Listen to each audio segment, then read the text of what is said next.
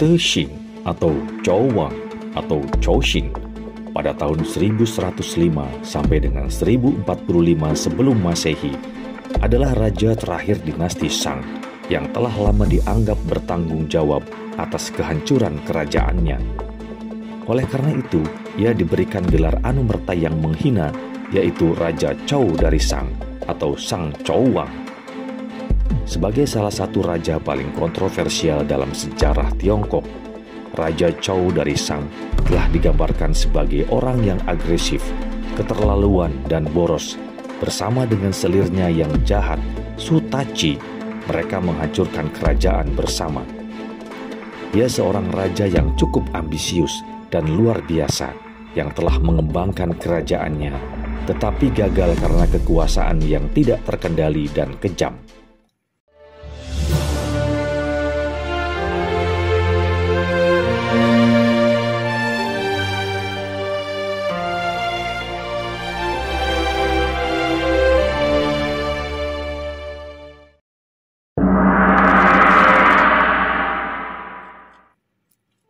Chouxin adalah putra Raja Yili dinasti Shang. Kakaknya yang berbeda ibu adalah Weiqi dan Weichung.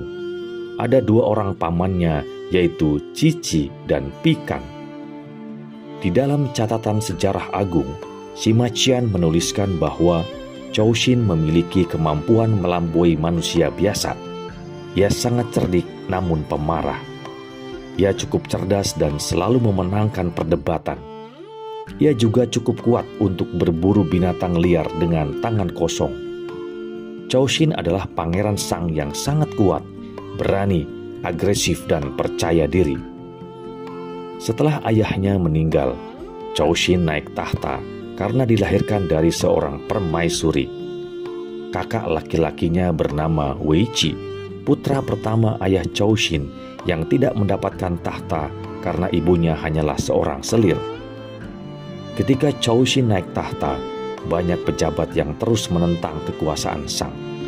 Beberapa dari mereka juga bersekutu untuk melawannya. Akibatnya pada awal pemerintahannya, Chouxin menghabiskan banyak waktu untuk menekan dan melawan para bangsawan dan pejabat yang menentangnya. Dia mengangkat banyak orang sipil dan budak untuk menjadi pejabat dan jenderal Shang.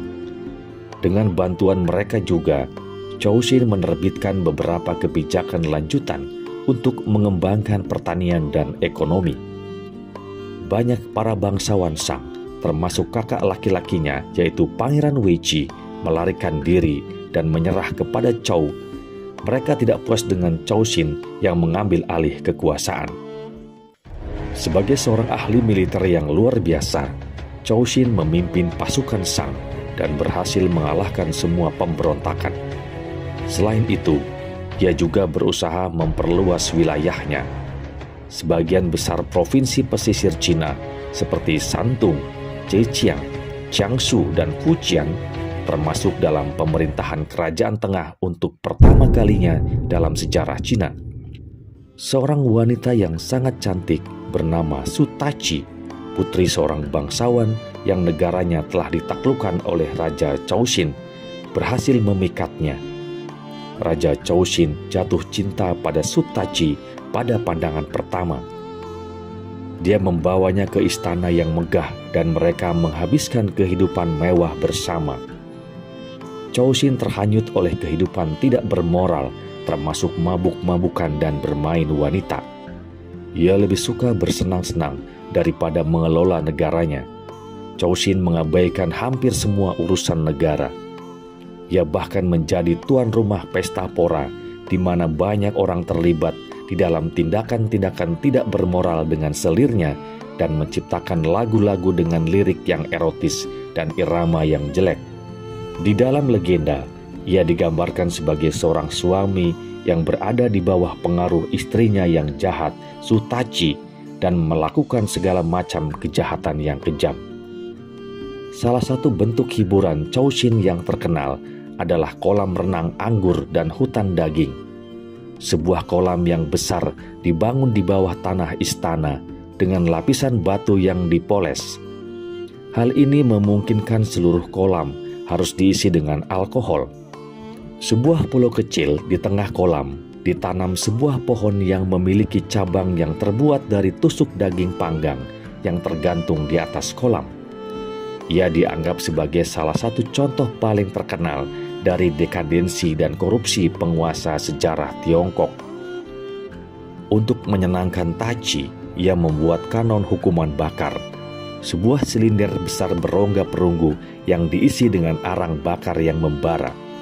Kemudian tawanan dibuat seperti memeluk silinder itu yang mengakibatkan kematian yang mengerikan. Chou Xin dan Tachi konon sangat terangsang setelah menonton penyiksaan seperti itu. Korbannya berasal dari orang-orang biasa dan tahanan pejabat tinggi pemerintah seperti Mei Pu.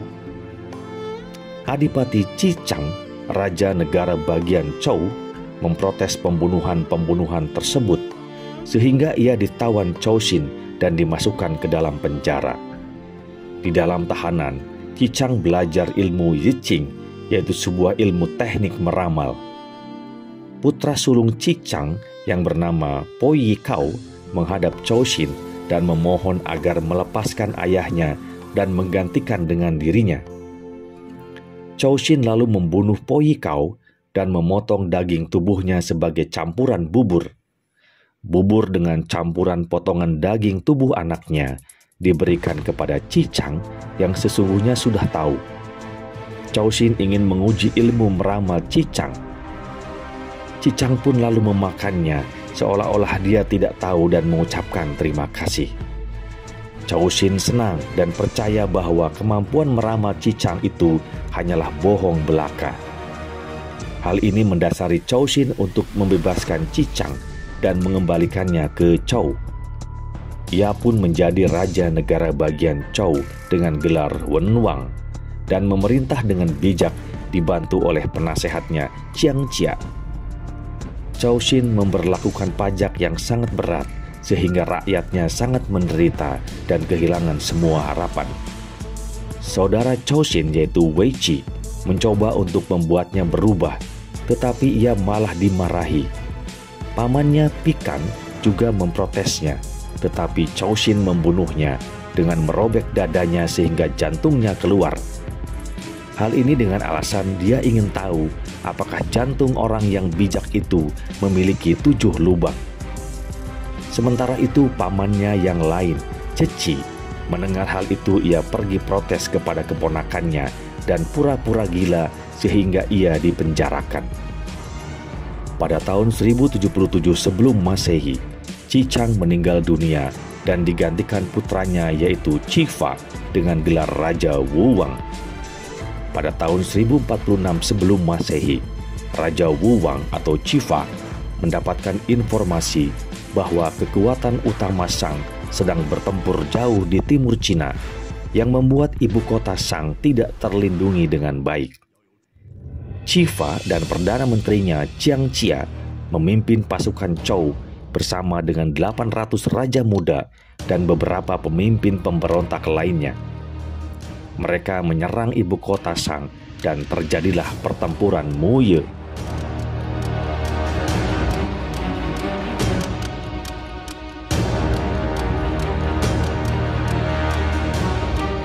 Mendengar pasukan Chou berhasil masuk ke ibu kota dan berbaris menuju istana kerajaan, Chou Xin yang sudah berputus asa mengumpulkan seluruh hartanya dan mengenakan pakaian yang paling berharga serta perhiasan giok yang mewah. Ia datang ke ruang Caixing di istana Lutai dan membakar dirinya di sana. Setelah kematian Raja Chou Xin, dinasti Shang secara resmi berakhir untuk selama-lamanya. Pangeran Qi Fa atau Raja Wu Wang mendirikan dinasti Chou. Ia memberikan ibu kota Shang kepada putra mendiang Raja Chou Xin yaitu Pangeran Lu Fu dan Wu Keng, serta mengizinkannya untuk memerintah orang-orang Shang yang menyerah di sana. Beberapa tahun kemudian, Wu Keng memberontak tetapi berhasil ditaklukkan. Akhirnya Shang diserahkan kepada Wei Qi, kakak Raja Chou Xin. Ketika Wei Qi wafat, Shang diwariskan kepada Wei Chung dan dia adalah leluhur Konfusius yang ke-14.